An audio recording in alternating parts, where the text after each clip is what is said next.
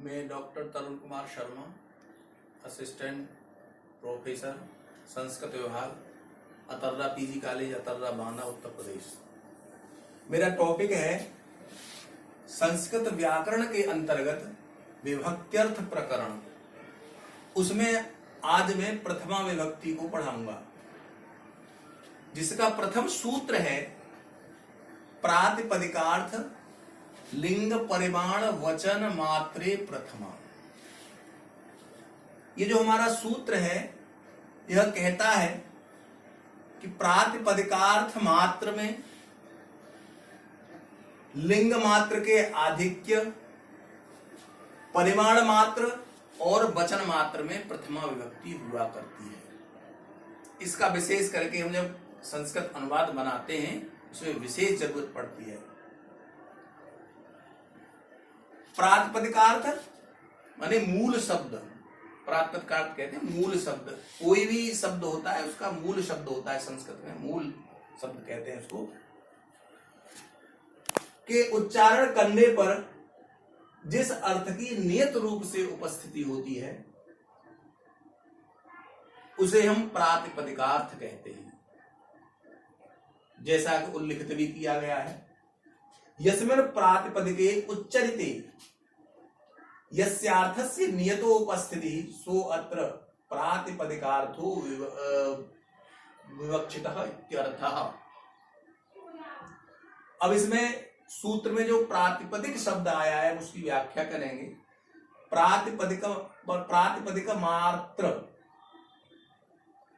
उच्चैः नीचैः कृष्णः श्रीः और ज्ञानम, ये प्रातिपदिक मात्र के उदाहरण हैं।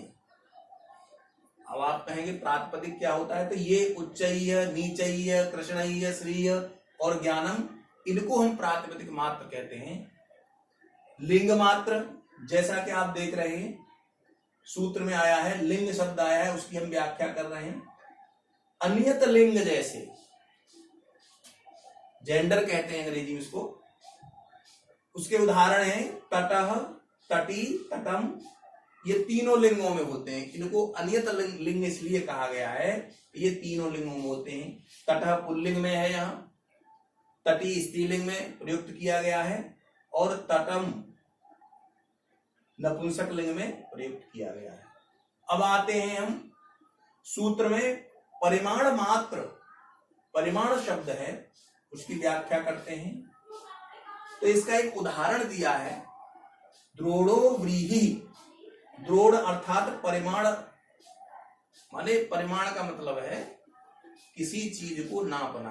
प्राचीन काल में बहुत सारी पद्धतियां थी नापने के लिए। कोई पात्र ले लेते थे, उससे नाप करके हम अपना काम चलाते थे। तो द्रोण अर्थात परिमाण माने नापने का साधन। ये द्रोणो व्रीहि, यहां भी प्रथमा विभक्ति है।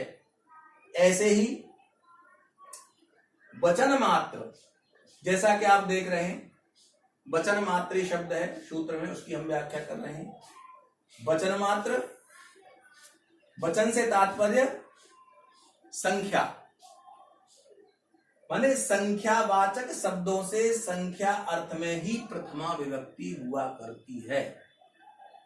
माने बहुत सारे संस्कृत जब अनुवाद करते हैं, संस्कृत बोलते हैं, तो प्रथमा विभक्ति कहाँ हो, तो इस सूत्र के द्वारा नियत हो जाता है कि वचन मात्र में, माने वचन संख्या को कहा गया है। संख्या वाचक शब्दों से संख्या अर्थ का ही अर्थ में ही प्रथमा विभक्ति होती है।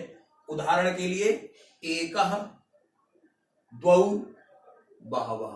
आप देख लीजिए, पढ़ने से ही आपको ज्ञात हो रहा है, एकः द्वौ बहवः। इसमें प्रथमा विभक्ति एक वचन अर्थात संख्या अर्थ में प्रयुक्त हुई है।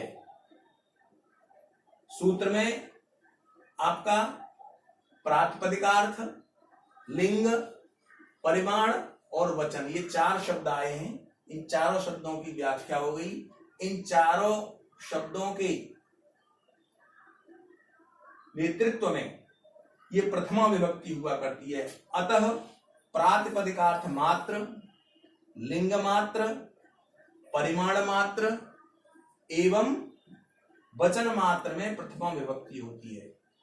और ये विभक्तियां जो है हमारे यहाँ संस्कृत में जब हम अनुवाद करते हैं तो विशेष करके इनका उपयोग हुआ करता है।